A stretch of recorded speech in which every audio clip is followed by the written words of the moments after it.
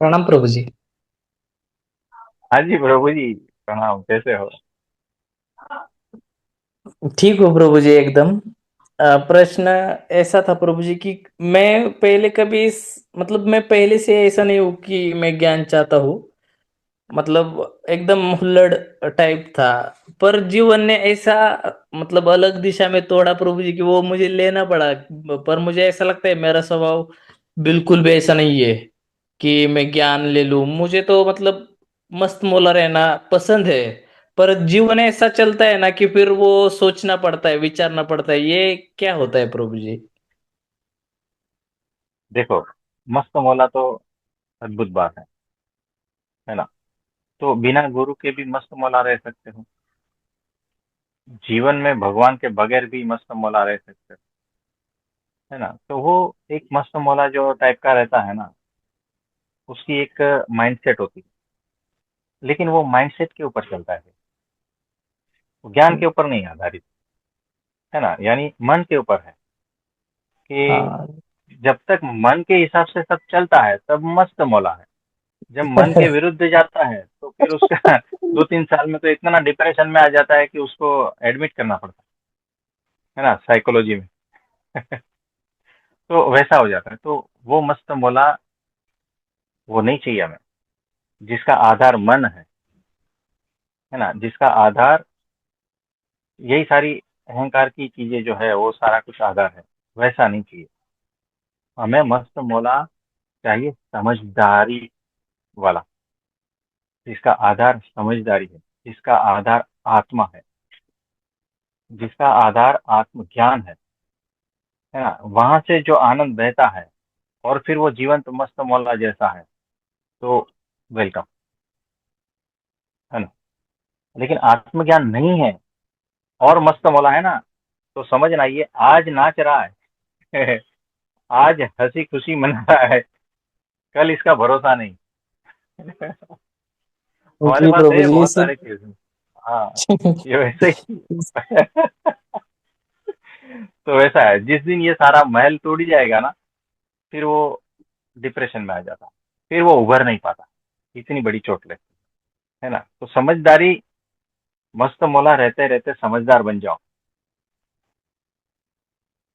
मस्त मौला रहते रहते होश में आ जाओ। तो वैसा है।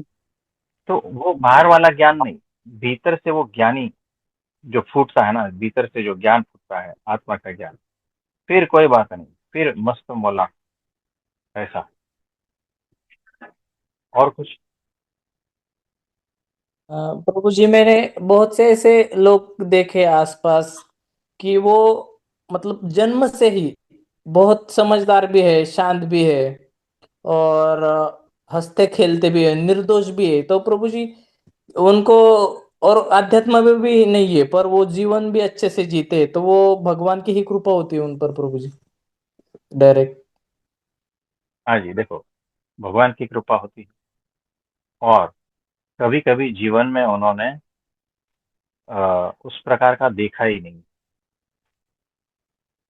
बचपन से ही वो समझदार है, यानी पिछले जन्मों का भी कुछ उसमें रोल है। इस जन्म में भले ही गुरु और परमात्मा मिले नहीं है, लेकिन उस जन्म का जो कर्म फल है ना, उसको भुगत रहे हैं इस जन्म में। यानी सब कुछ उसके साथ अच्छा हो रहा है, लगता है समझदार भी है, और सब कुछ उसके फेवर में है, इसीलिए आपको मस्त मौला लगता है ना। तो ऐसा होता है। तो पिछले जन्मों के कर्मों का फल का उदय हो रहा है, अच्छे कर्मों का, इसीलिए इस जन्म में ऐसा लगता है। तो समझदार आपके हिसाब से लग रहा है, वहां से देखे तो वो ना समझ सकती, क्योंकि बिना आत्मज्ञान का कोई भी उस आनंद को व्यक्त नहीं कर पाएगा, उस आनंद को भुगत नहीं पाएगा, वैसे आनंद में रह नहीं पाता, है ना। वो अप डाउन होता रहता है। तो जो अल्टीमेट है वो, उसको उपलब्ध होने के बाद में जो आनंद बहता है और जो समझदारी और जो भी सारा कुछ है, वो ओरिजिनल है। फिर उसको हिलाता नहीं,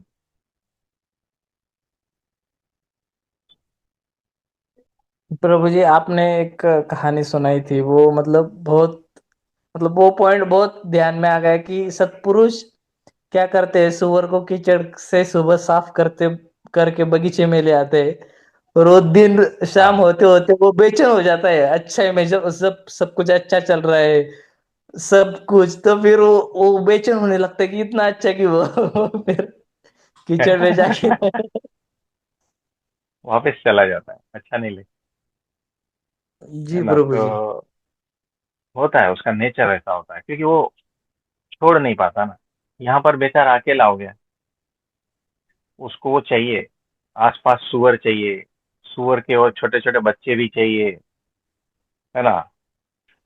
और ऐसा मस्त पापा और मम्मी ऐसा है, और फिर टीवी, आहा, फिर सारा कुछ, है ना, चलाता है, मैं और मेरी दुनिया, बस इतना अच्छा है। बाकी इसको छोड़ के जाने में मन नहीं रहता। तो वो कोई बात नहीं, अभी टाइम है उसको, वो थोड़ा उसमें रहने दो कीचड़ में, उसके बाद में उसका भी नंबर लगेगा।